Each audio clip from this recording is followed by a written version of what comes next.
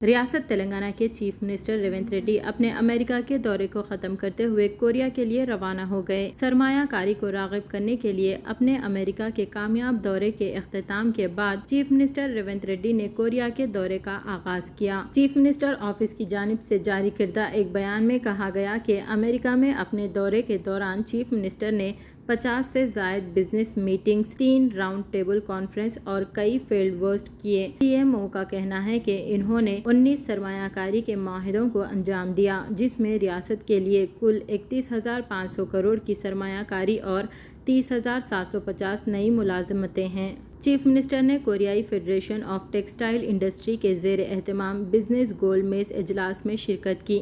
CM ने कहा कि इनकी team Warangal mega textile park में कोरियाई टेक्सटाइल कंपनियों की सरमायाकारी के बारे में बात कर रही है। इसी दौरान सोशल मीडिया प्लेटफॉर्म पर रेवंत रेड्डी ने इस खुसूस में एक पोस्ट करते हुए कहा कि इन्हें खुशी हो रही है कि कोरिया के दौरे का आगाज बहुत मुस्बित अंदाज में हुआ है। इन्होंने अपने दिन का आगाज कोरिया के सबसे बड़े सनती ग्रुप में से एक कार्पस एलएस से किया, जो पहले एलजी ग्रुप का हिस्सा था। इस ग्रुप के जिम्मेदारों के साथ वसीतर तबादले ख्याल किया गया है।